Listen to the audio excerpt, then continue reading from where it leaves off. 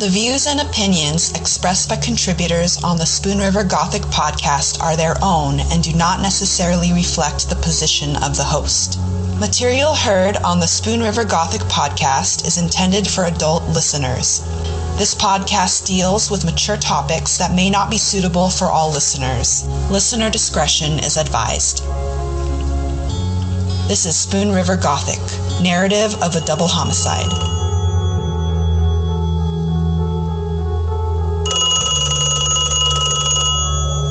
Hello, no one is available to take your call. Please leave a message after the tone.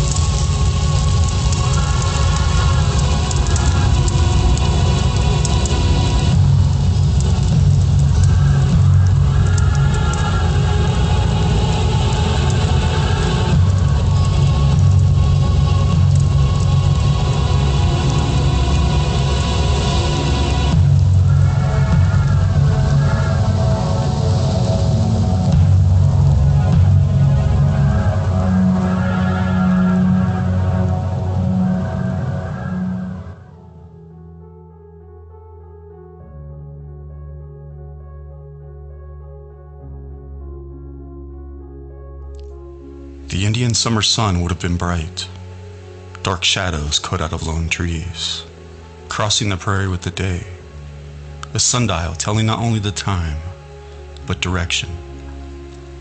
However, the salt of the earth tends to take their order from goodness alone, whose values stretch back generations, which undoubtedly the settlers depended upon as they huddled together, sharing dwindling stockpiles of corn and grain and what rabbit meat remained. They sowed the earth in the spring, hunted together in the summer months in wolf-infested forests, kept each other's backs from wild beast attacks, to Indian raids, civil wars, pandemics, and famine. In the midst of daylight, the darkness of shadow cuts deep. But with any luck, folks come together in the autumn to reap the earth of their labors and celebrate feasts that would hopefully strengthen their demeanor, willful bodies and souls to carry on through the harsh winter once more, and the whole cycle to begin again. This unity, this goodness, cultivating itself from the land, that people might and have indeed come to depend upon for not only survival, but a sense of human dignity, that one might have each other's back, faith in others, salt of the earth.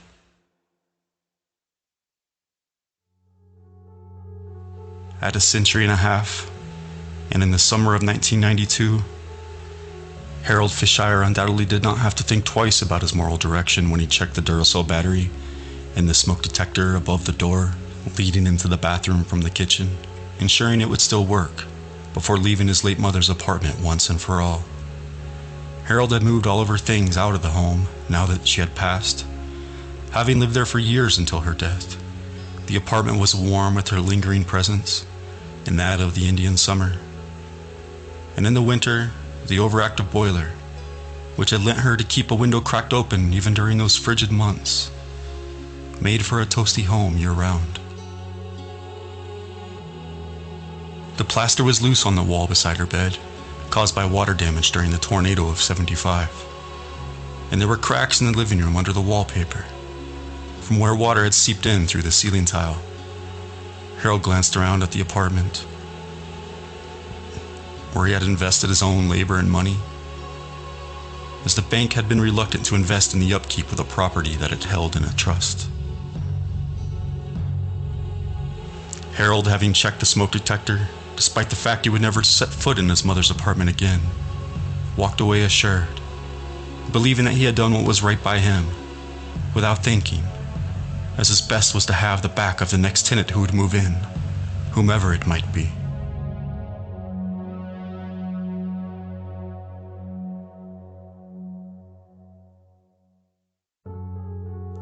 Some weeks later, Trust Officer David Haynes, who managed the address at 365 South First Avenue, stopped by and let himself in with a key to check things out before the next tenant moved in.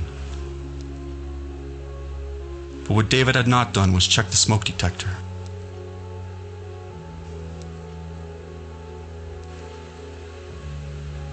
Meanwhile, 30-year-old Donna Tompkins, having recently left her husband John, was living at 207 South First Avenue, just a couple blocks to the north.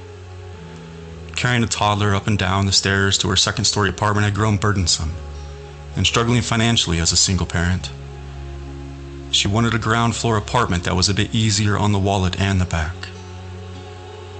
Trust Officer David Haynes, her boss at the National Bank of Canton, told her the apartment at 365 had recently opened up and was available if she wanted it, nudging Donna to take it. And as he told her if she did the yard work, he'd give her a discount. Kim, the landlord at 207, offered to lower the rent and match the place at 365, but ultimately she could not change Donna's mind. Donna had been one of Kim and her husband's best tenants, and they hated to see her go. But in October of '92, Donna moved out with the help of her boyfriend Rod Franciscovich and his roommate Scott Roop. Her new residence was on the south side of an old 2-story Victorian home, sectioned off into 4 apartments, 2 upstairs and 2 down. On the ground floor, Donna's porch looked out upon a reasonably sized yard, bordered by a set of old rusty tracks, which divided the address from a gravel alleyway lined with brick warehouse buildings. The freight train tracks came into town from the rural farmland to the west, where Donna had previously lived with her husband John on the Tompkins family farm. The tracks passed Donna's new apartment in the center of town, and they continued on to the shuttered International Harvester factory, just a block east of her new home. Donna had traded her electric stove to Kim for a gas one, and Rod and Scott struggled to get it in through the door. Rod then hooked it up and tested it for leaks using dish soap, and they carried in a daybed Donna had brought in off the farm that belonged to John and placed it in the kitchen. She decorated it with pillows as Rod put a TV against the northern wall onto a homemade blue bookcase with drawers. They moved a twin bed to the back bedroom where Justine would sleep alone, and Donna pushed her beloved sewing machine against the wall, to the right just as you entered, between the corner and the kitchen door. Scott dropped Justine's toys in the corner. As the guys left, sweaty and ready for a stiff drink, Donna thanked them and gave Rod a big hug and a kiss. She shut the entry door, which was mostly glass, doorknob on the left as she locked it, and she hung a sheer curtain in the door window and left a heavy shade open to let in what was left of the light of day. Donna's purse sat on the sewing machine table, which would go on to serve as a catch-all, and Donna walked to the stove and turned the dial to warm up a can of soup, but it would not light. And with the chill in the autumn air, she noticed the boiler was neither working. She called up David, who told her he would call Lucre Plumbing and have them come repair a problem with the thermostat, and from then on Donna would have to keep a window cracked into the winter to let it cool down. And she barely wore anything at home, just to keep from sweating to death. Donna placed the oversized glasses she despised but wore to work and to read the fine print on a small table beside the daybed.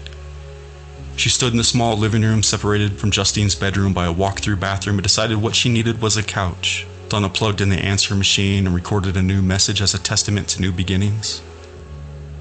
Feeling satisfied with her new home, she took a deep, relieving breath and smiled, but Donna noticed something she'd overlooked: a small envelope on the kitchen counter. She grabbed her glasses and opened it, and read what turned out to be a handwritten letter from Rod, expressing his love lust that overcame him. How he cherished her, respected her, understood her, vowing to do all he could to go at the pace she demanded. After all he wanted to do was make her happy, he pledged, and maybe if he was lucky, they might one day have a family together. But Donna feared rushing into things so hastily. However, she cherished Rod and his warmth and thoughtfulness, and she held the letter to her pounding heart, head shook in disbelief. For all she had been through, she could not believe where she was heading, a future she had dreamt of, a man who not only adored her but who was gentle and kind. Money was tight for Donna, and though she shared a child with John, he was not helpful financially. And though Donna had found a cheaper place, she felt she needed to take on a part-time job, tending bar weekends at the local Elks Club. Her ex-boyfriend Terry Haynes had hired her while they were still dating, but since, the relationship had fizzled out, snuffed by Terry's drinking, drug use, and violent outbursts. Things had gotten out of hand, and when she met Rod, she left Terry. Terry had become abusive, and after leaving her rocky marriage, Donna was fed up with violence. This was one reason why she was so happy with Rod, she told Iona Price, her co-worker at the Elks. Though she and Rod were just friends, she insisted, stating she was not in a hurry to rush back into things with anyone, not after John and certainly not after Terry. Since working with Iona, Donna quickly warmed up to her. Iona was down to earth, easygoing, kind-hearted and trusting. Donna felt she could be herself around Iona and knew she would not be judged when she lit up a Marlboro Light she'd stepped in the back to smoke, out of sight of the officers from the National Bank, including Max Scott and Trust Officer David Haynes, who had stopped in to play cards on the late Sunday afternoon. The mainstay of Donna's income, the bank had strict standards when it came to code, and Donna had to present her best self not only at work as a secretary to the Trust Officer, but when she served him drinks at the Elks, because word always got around. An image preceded everything. The more time Iona spent with Donna, the more she could sense the turmoil inside of her. Iona felt there was something within Donna crying to be set free. She embraced Donna not only as a friend, but as a willing confidant. And Donna's whispering voice within called out, whose voice was growing stronger by the day. And Iona also noticed that Donna, a sort of double life, was blooming. Donna had to project absolute professionalism, confidence, and demeanor in one world. While at the Elks, specifically in the company of Iona, Donna could undo her top button, let her hair down, and breathe. She could loosen that noose around her heart, express her worries, fears, and insecurities. Donna could vent how tired she was of the letters and cards Terry left for her everywhere, expressing his undying love. But what Donna feared most was that this ongoing fixation and obsession Terry had with her, one wholly unhealthy, was potentially dangerous. As all the while Terry was professing his love, he was calling her horrible names behind her back, incessantly bad-mouthing her as she rejected him for Rod. Terry hated Rod, and he fumed with jealousy and resentment. Though Donna and Terry had to work together at the Elks, Iona could serve as a buffer of sorts between the two. Iona knew that Donna was from an entirely different world than Canton. Though being from the East Coast did offer her a certain amount of worldliness, in true essence, Donna was naive and too trusting. Iona knew Donna had been dating numerous men, including some who were married at the time, and of the potential threats that lurked about. Iona felt a motherly instinct to protect Donna, not only from the realities of life on this frontier, but of all that remained utterly imperceptible to the shining jewel many saw Donna to be. An angel too pure for this world. Certainly the Inland Empire. Sought after for her rarity, praised for her shine. But Donna had a flaw. A weakness that allowed time and time again darkness to seep into her life through the cracks.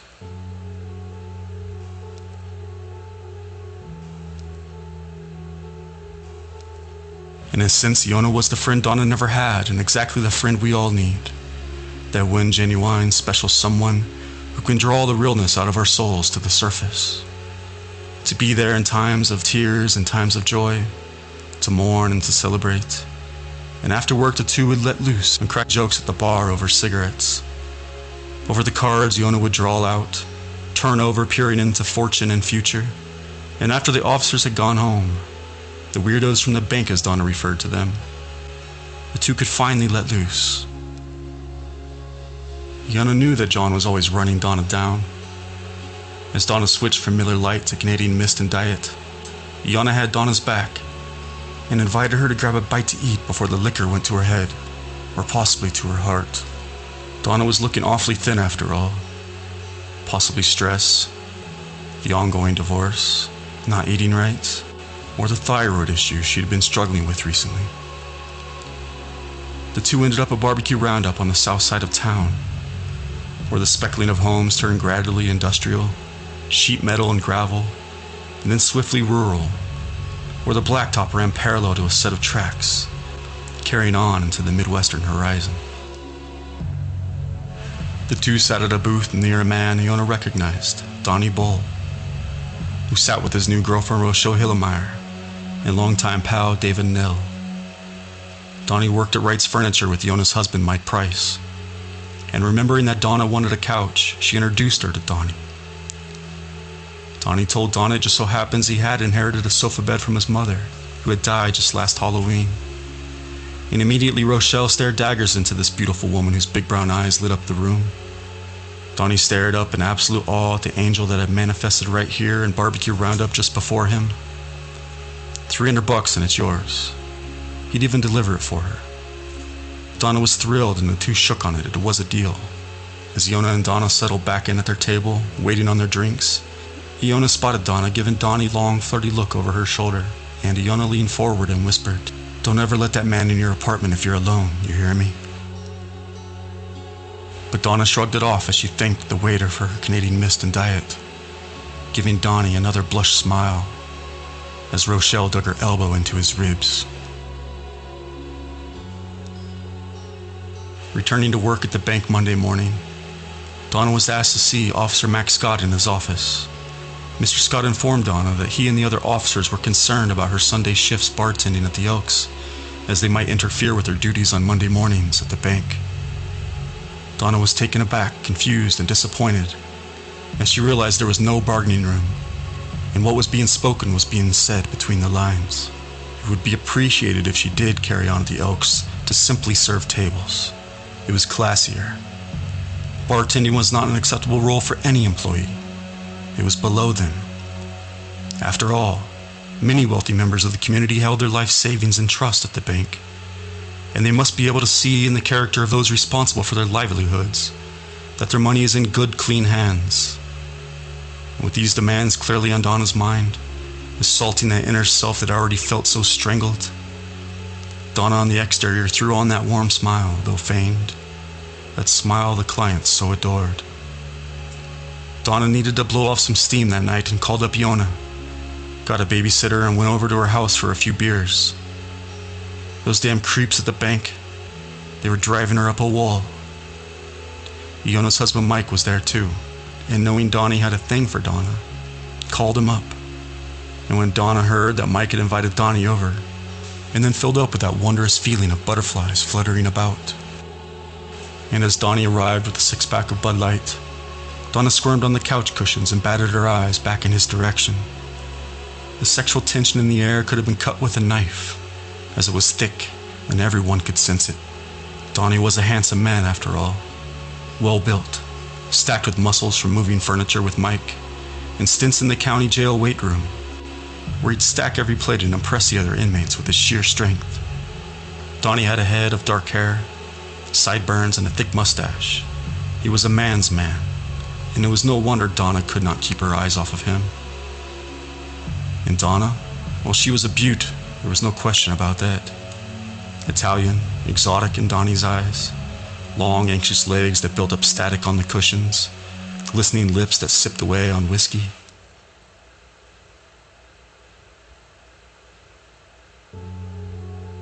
Donnie may have had a body that men die for. He might have told Mike and his other buddies that all women want him.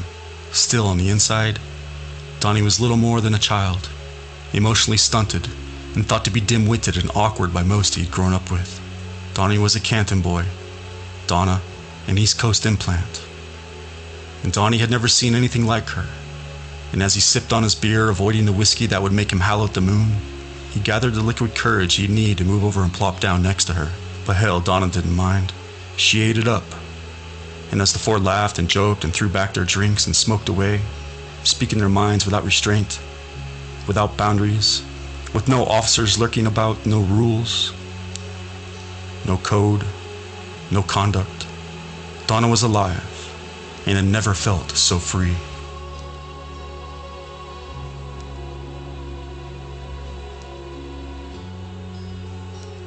On Halloween, Donna arrived home to see a tweed sofa bed in our living room. She had left half the money in the mailbox wrapped around a spare key so Donnie could let himself in. Donna smiled as she ran her fingertips along its woolen thread. She called Wright's Furniture to thank Donnie, but Donnie was already gone for the day. So she decided to stop by his apartment to thank him, pay him the other half of the money, and show him her Halloween outfit and Mickey Mouse costume.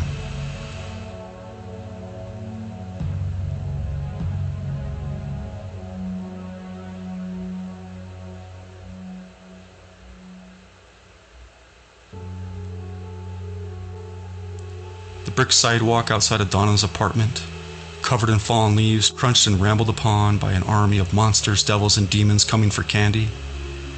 And as the night wore on and the kids all headed home to spoil their sweet tooth, Donna left the porch light on for Rod, as he said he'd stop by after work. She gave Justine a bath, scrubbed the costume makeup off her face, and tucked her in before returning to the living room. She pulled out the sofa bed, which was topped with a foam mattress, dressed it in sheets and a flowered comforter, threw on a few pillows she had taken from John's daybed. And then she lay down and tucked herself in, had one last cigarette, and fell asleep to the steam whistle of the radiator.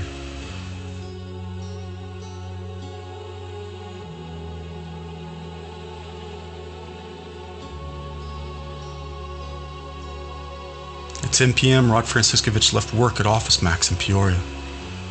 He made the hour drive home at night, looking for any deer that might jump out of a ditch in the dark countryside. He arrived home at 11, took a shower, cleaned up, changed clothes, and made a quick bite to eat before heading over to Donna's, somewhere between 1 and 1:30 in the morning. Arriving at the old Victorian by the tracks, he turned off his headlights as he pulled into the driveway and parked his truck in the back out of sight. The door was locked as usual, so he knocked lightly until he roused Donna from her slumber. She was happy to see him, and he her. Rod undressed and crawled onto the sofa bed beside Donna, who wore little to nothing as the boiler heat was stifling. They talked for an hour or so as they smoked, and Rod asked her if Terry had called her again or stopped by. Rod wanted reassurance that the two were going to commit. After all, he had caught himself a trophy, and he started showing signs of the discomfort that comes with such a catch. Donna promised not to see anyone else, and they began to kiss and caress. And Rod reached over and turned off the lamp on the small table beside the couch. The night was short, and Donna's alarm went off at 6 a.m. sharp. The two shared a cup of coffee before Donna woke Justine, who was cranky in the morning. She cried and threw a tantrum as Rod helped to fold up the sofa bed. Rod noticed that Donna did little to punish Justine for misbehaving. He thought to tell her how he would handle it if Justine was his child, but he bit his tongue and finished his coffee. A few days later, Donna was not herself at work, and she asked her boss David if he would mind watching Justine again that evening. David and his wife Sarah had watched the little one a few times over the past year. Though Sarah had been jealous of Donna and David's past, and those pesky rumors that kept surfacing, the two bonded when Donna's mother was dying of cancer. Her and Sarah chatted on the phone as Sarah had been through something very similar. "Sure," said David, "no problem at all. His own 3-year-old daughter was the same age as Justine after all." Donna had held her nerves together the best she could that day, but the seams were starting to part, and she barely made it home and dialed her sister Susan on the phone before the dam holding back her emotions crumbled and broke loose.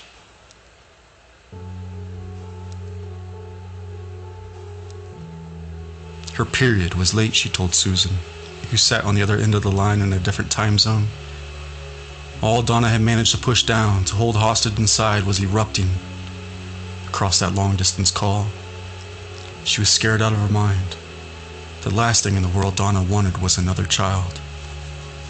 To Donna at that moment, despite her love for Justine, another child meant more of a struggle, more poverty, more failed relationships, and possibly more violence.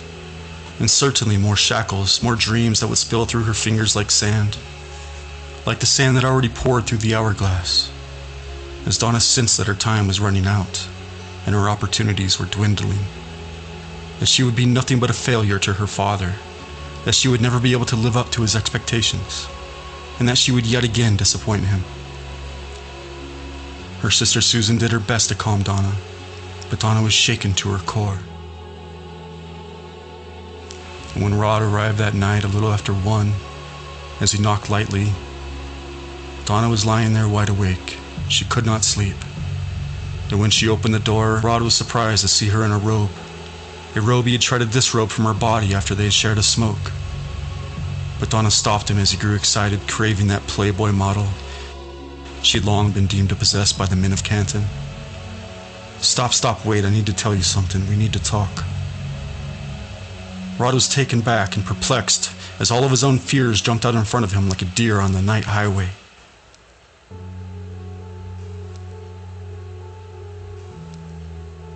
As his eyes reflected shock, he asked, "Was it Terry, John, another man?" No, I'm late." "You're what?" "My period, it's late," said Donna with a trembling lip.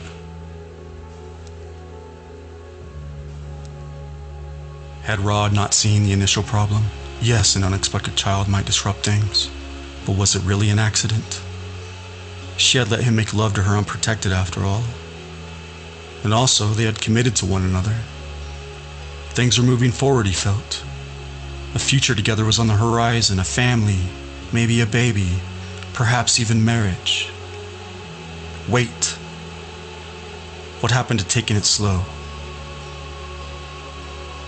After all Donna had been through, I don't know if I'm ready. No, I'm not ready. What happened to understanding? We cannot do this. I cannot do this. Not again, no, not again. Had Rod paced around in confusion and disbelief, thinking, okay, her period is late, of course it is. Everybody knows that's what happens when you know. Is it possible Rod was not upset about the period, or lack thereof, or even the prospects of a baby? Is it possible that he was more worried about his prospects with the most beautiful woman in Canton suddenly slipping through his fingers before his own eyes? Had he said, okay, wait, I'm sorry, I'll do anything. Anything. What do you want me to do? What I want is to not be pregnant. What I want is for this to never happen again.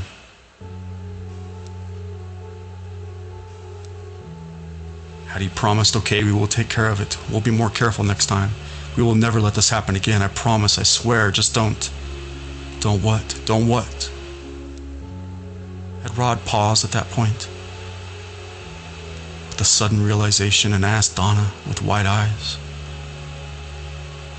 arms thrown out at his side, does this mean we cannot have sex anymore?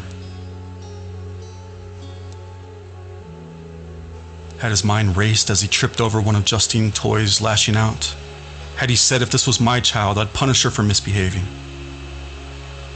Would he never let her get away with throwing these tantrums if it was up to him? Had he shouted, you need to punish her?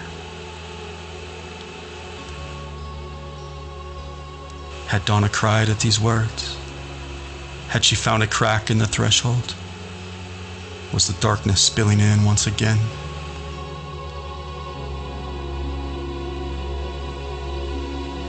Was Donna's new world flooding with grief?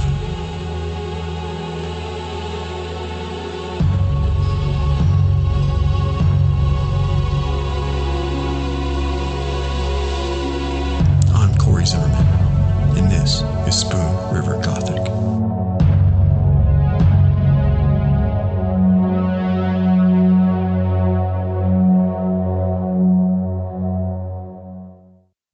Spoon River Gothic is a production of Lonebird Media in association with CZ Studio.